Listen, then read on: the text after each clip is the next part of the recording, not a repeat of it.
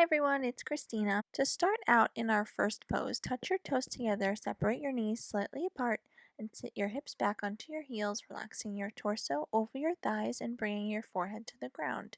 You can bring your hands down by your sides and relax them here into child's pose. This pose is considered a posture of rest, so if you're ever struggling throughout a sequence, you can always come back to this posture. And you can also reach your arms forward in front of you to come into an extended child's pose. It just gets a bit deeper of a stretch in your upper back and your shoulder blades and the muscles in that area. Another pose that is great for beginners is downward facing dog. Now you can come into this pose in a variety of different ways, but I'm going to show you two of them. The first way is coming from child's pose by reaching your arms forward, feel your shoulder blades on your back, then lift your hips up slightly and tuck your toes underneath, and from here, straighten your legs right into downward facing dog. The second way that I'm going to show you is through hands and knees position. So bring your knees directly under your hips and your hands directly under your shoulders.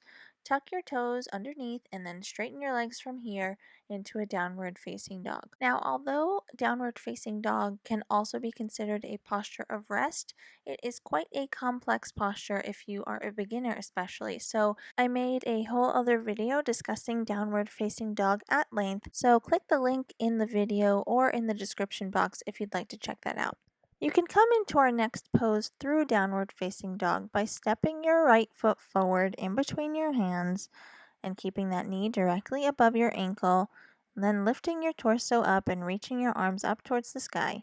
This posture is called high lunge, also known as crescent lunge. It can be a great alternative for warrior one if you're moving through the sun salutations. It's also a great leg strengthener and arm strengthener as well since you're reaching upwards. To come into this posture on the other side, just come back through your downward facing dog and then lift your left leg up towards the sky into a three-legged dog and step it forward in between your hands, just making sure once again that your left knee is right above your ankle, and then raise your arms up towards the sky and settling down into your lunge on the left. To come out of this pose, just set your hands down on the ground, framing your front foot.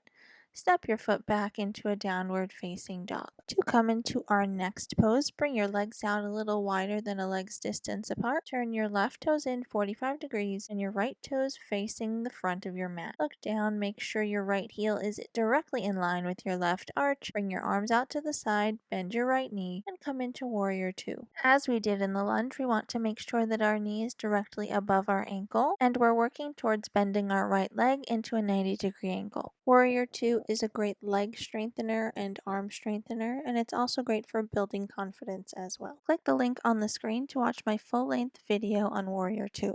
You can come into the other side by coming back through parallel with your feet and then turning your right toes in 45 degrees and your left toes all the way out, bending your left knee into a 90-degree angle and bringing your arms out to the side. To come out of this pose, just straighten that leg, turn your feet back to parallel, bring your arms down, and walk your feet back in towards the center. To come into our final pose here, come from Tadasana and hug your right knee in towards your chest. Turn that knee out from your hip, grab your ankle, and bring it to your inner thigh, balancing by standing on one leg. If this is not available to you, bring your foot to your shin bone, and then you have the option of placing your hands to meet at the center of your chest, placing them on your hips, or raising them up towards the sky with your palms facing each other. This pose is known as tree pose, also known as Vrikshasana. It is great for working your balance and your core strength, strengthening your ankles, and your arms if they're reaching upwards.